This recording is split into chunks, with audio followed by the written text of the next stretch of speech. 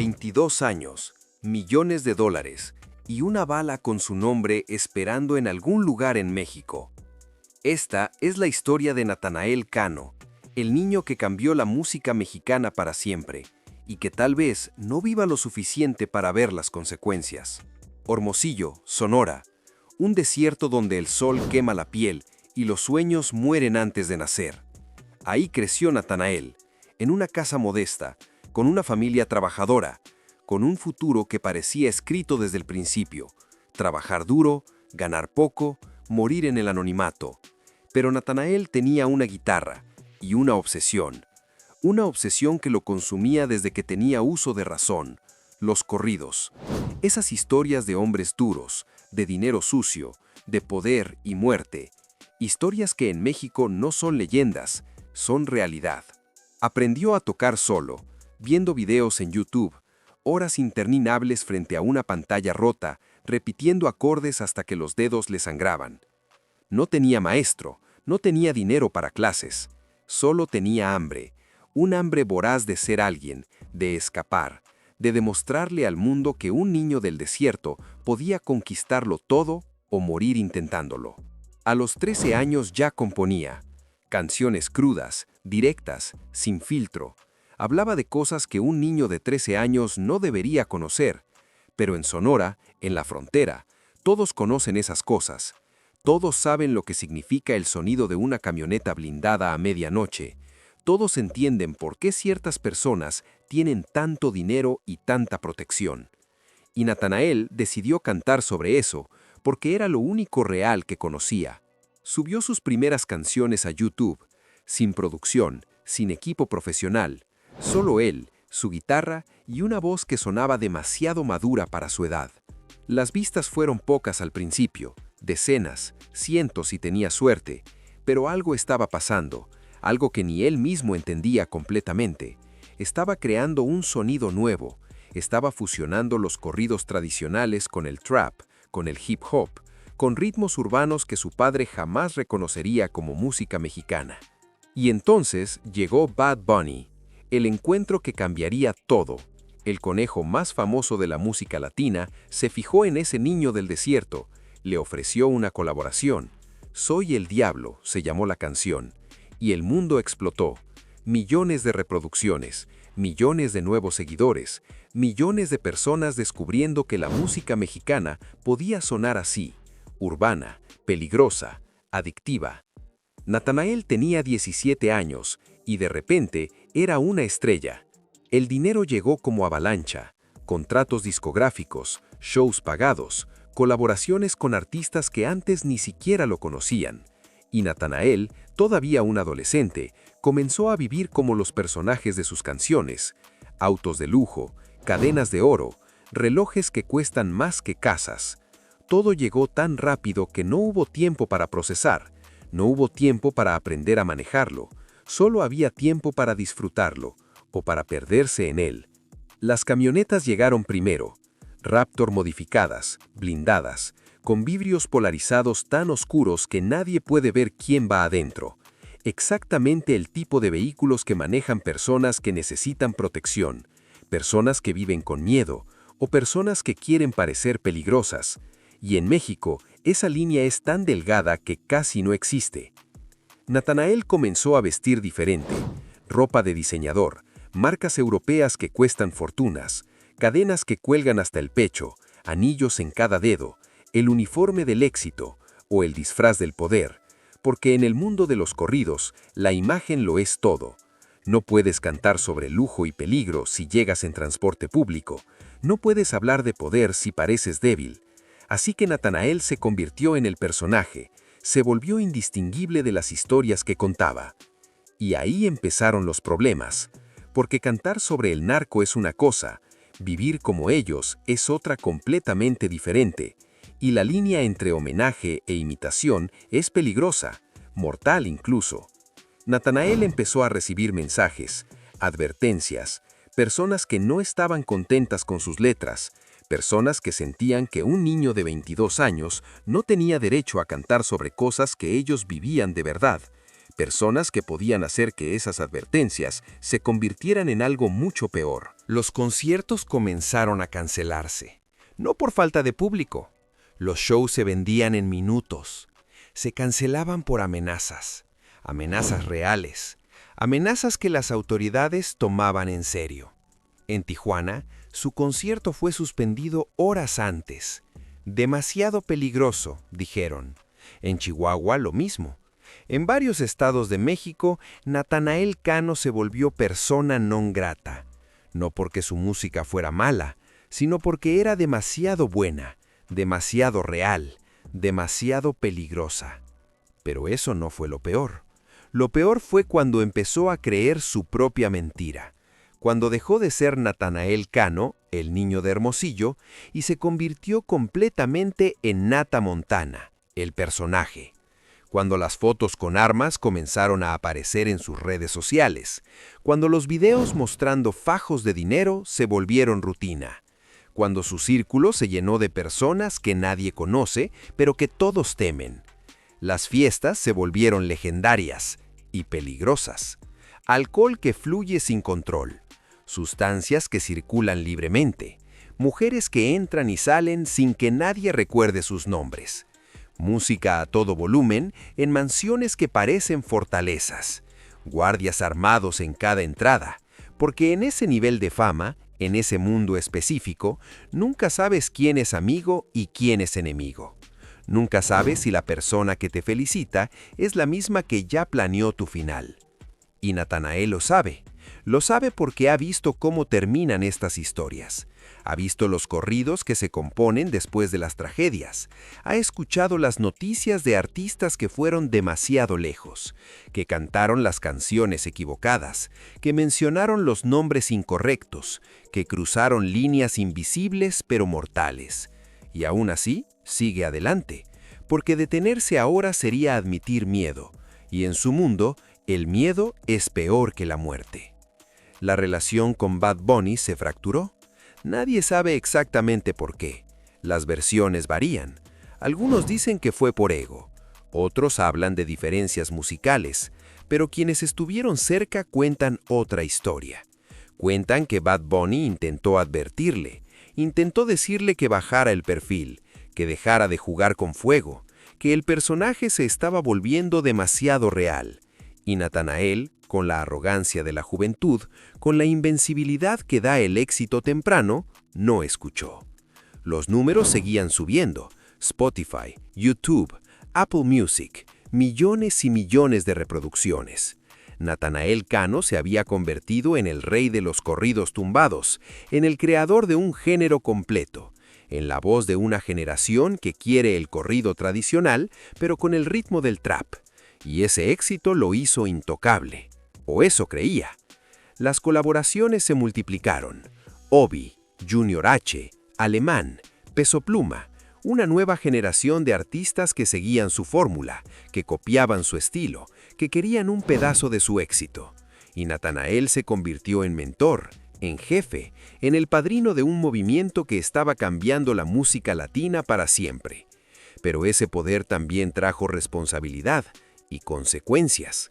Porque cuando eres el líder, cuando todos te ven como el ejemplo, tus errores se magnifican, tus excesos se convierten en titulares, tus malas decisiones afectan a todos los que están debajo de ti.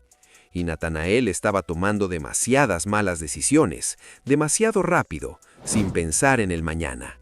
Porque a los 22 años, el mañana parece estar a años de distancia, aunque en su mundo, el mañana podría no llegar nunca.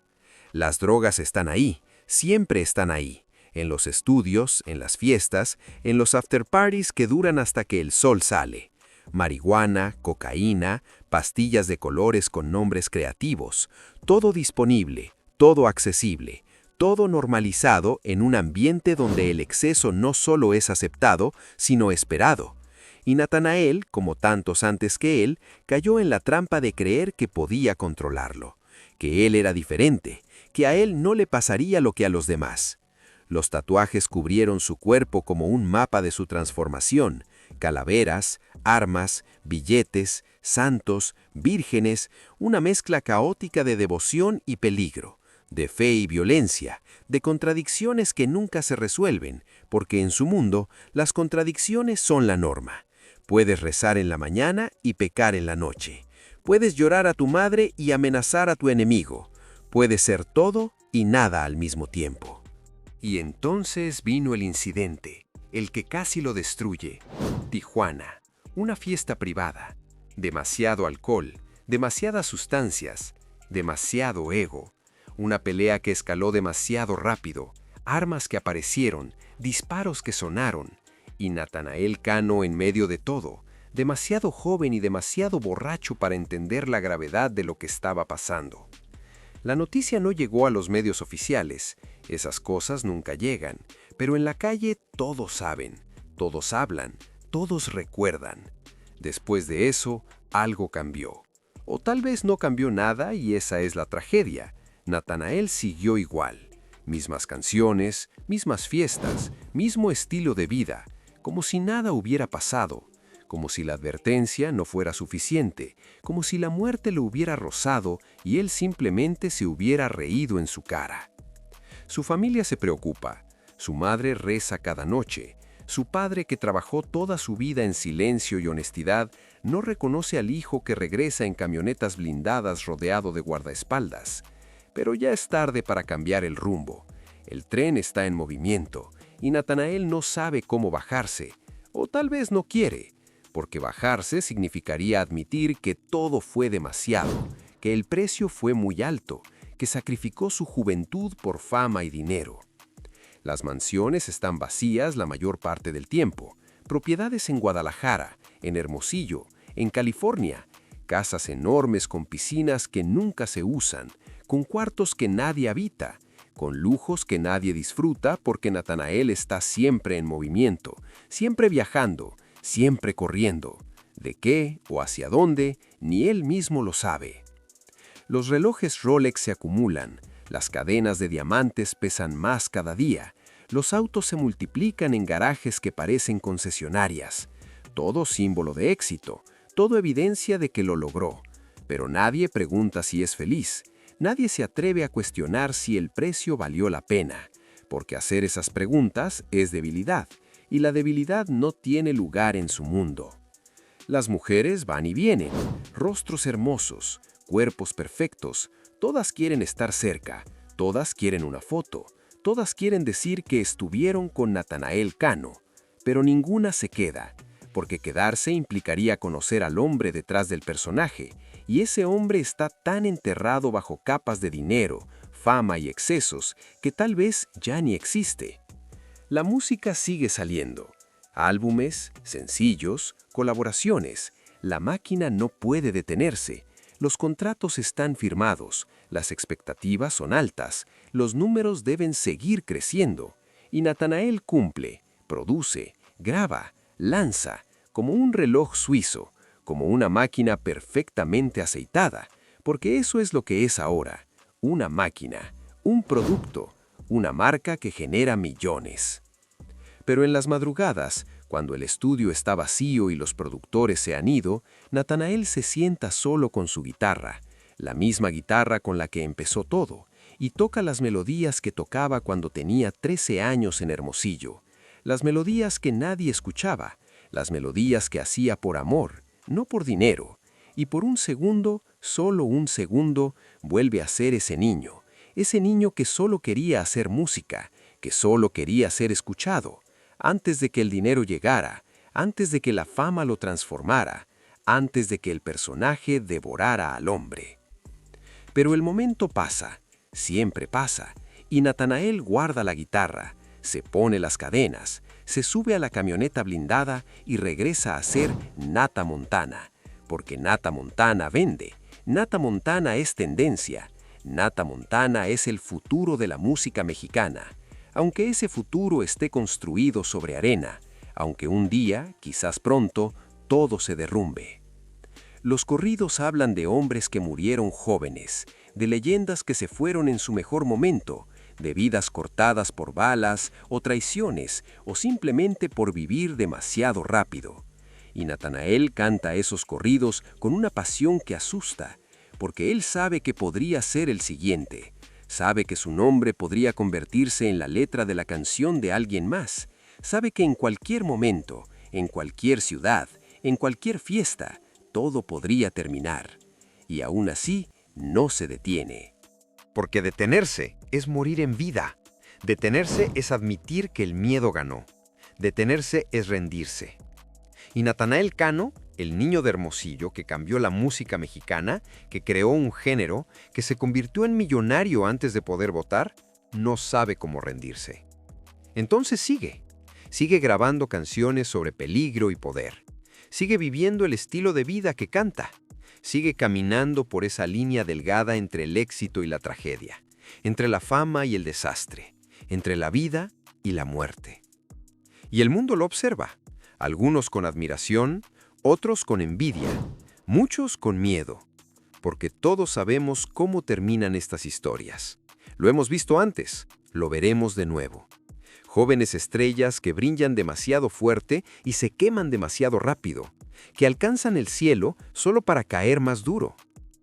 Natanael Cano tiene 22 años, millones de seguidores, millones de dólares, una mansión, una flota de vehículos, joyas que valen fortunas, toda la fama que podría soñar y un futuro que nadie puede predecir. Porque en su mundo, el futuro se escribe con cada decisión, con cada canción, con cada paso que das en territorio peligroso. Su legado ya está asegurado. Cambió la música, creó un movimiento, inspiró a miles de jóvenes que ahora quieren seguir sus pasos. Pero la pregunta permanece, la pregunta que nadie se atreve a hacer en voz alta, la pregunta que lo persigue en cada momento de silencio. ¿Vivirá lo suficiente para ver ese legado florecer? ¿O se convertirá en otra historia trágica, en otro corrido, en otra advertencia de lo que pasa cuando juegas con fuego? El dinero lo hizo rey, la fama lo hizo intocable, el éxito lo hizo invencible. Pero en México, incluso los reyes sangran, incluso los intocables caen, incluso los invencibles tienen fecha de caducidad. Y Natanael Cano lo sabe. En el fondo, donde no lo admite nunca, lo sabe. Cada canción podría ser la última. Cada concierto podría ser el final. Cada noche podría no tener mañana. Pero él sigue cantando, sigue viviendo, sigue desafiando a la muerte.